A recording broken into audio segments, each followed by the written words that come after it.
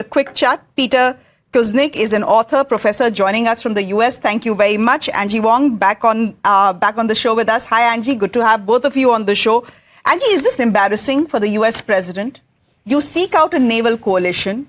You say, look, we are not dependent on the Strait of Hormuz. All of you are, and therefore you should be sending in your naval warships to secure Hormuz. And most of your allies either say no or are non-committal.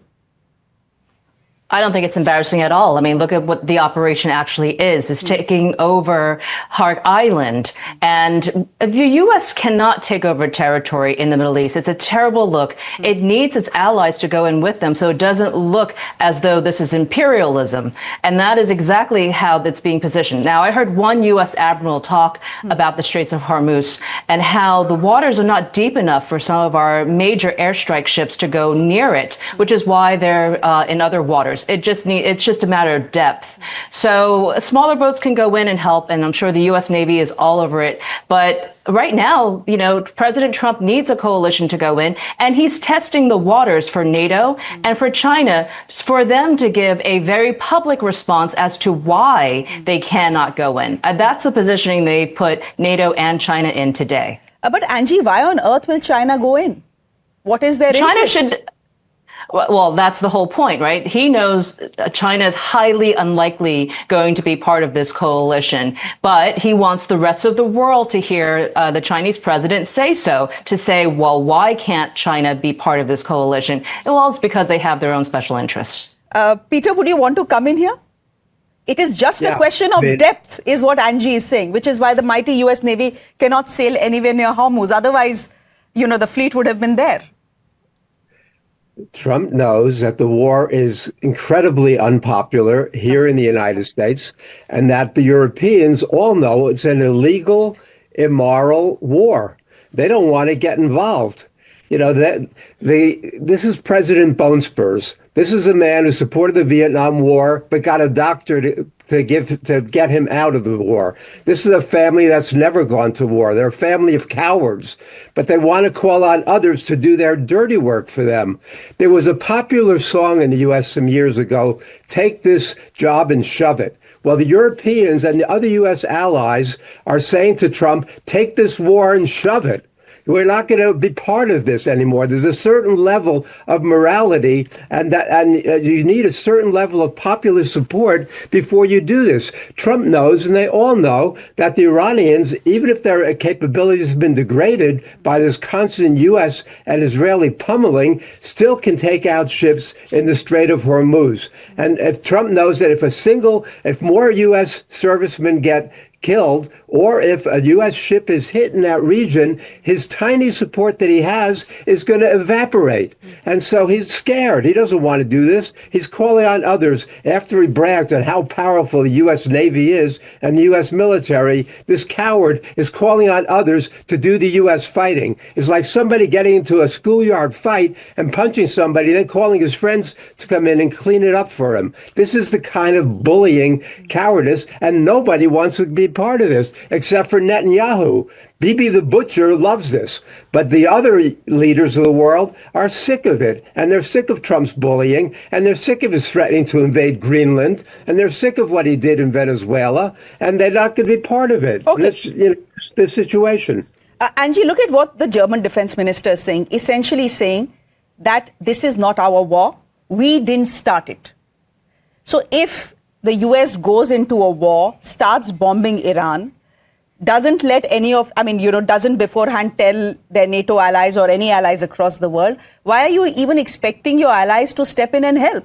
I mean, if you're saying we are only doing it for them because China's energy flows through here and Europe's energy flows through the Strait of Hormuz, leave the Strait of Hormuz unprotected.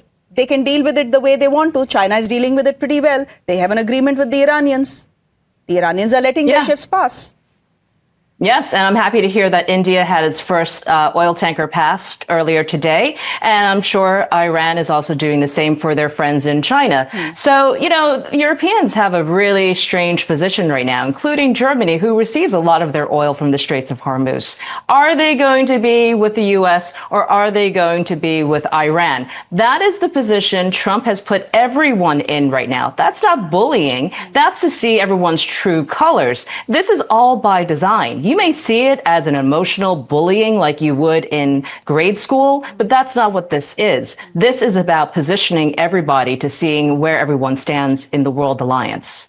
But why would you expect NATO, or why would you expect your European allies to get involved in this war and send in their warships? For what joy? Now, President Trump has, for the last 15 days, been saying that Iran's navy has been sunk. It is lying somewhere under the sea. Their entire air power has been depleted. They have no army to speak of. There is no leadership. It's completely gone finished. If that is the case, if that is the situation and that is the case, there would be no danger on the Strait of Hormuz. Are we to understand that when he seeks out help and sends out this SOS, he is accepting that Iran's military prowess is very much alive and kicking and giving it back to them, which is why he needs the help? No, not at all. In fact, it was the IRGC who's limiting their missile use. We're seeing a very large daily reduction of how many missiles they're using. And that tells us, that signals to us that they are being depleted of their supply. Now, the U.S. Navy can go in and finish this job. But as I said earlier, we want our allies involved in this. We do not want this to be a U.S.-controlled territory. That's a terrible look for us. We want our European allies there. We want our Asian allies there to do this together, because this is a worldwide coalition. Most of the world depends on the oil coming from this region. They have vested interest. Now, President Trump wants to see who wants this oil and who is going to go against him. That is what I've seen over and over again in my years of covering President Trump. He always positions everyone to see their true colors. Okay. Peter, would you want to respond to that? Well, Angie's giving them the benefit of the doubt. She's assuming that Trump went into this with a plan beyond bombing. If you look at the people around him, the Stephen Millers, the Hegseths, the Rubios, these are not planners. They're not strategists. They don't have the usual procedures for deciding on things. He didn't include the allies before he got into this. He relied on Netanyahu and Netanyahu's intelligence. Rubio says the U.S. got involved because Israel was going to do it, and then U.S. sites in the region would have been vulnerable. So he didn't involve them. He didn't plan. What Witkoff said was that when they put all those military forces in the region, they expected Iran to cave in just to that. Well, they were surprised, he said, when they didn't.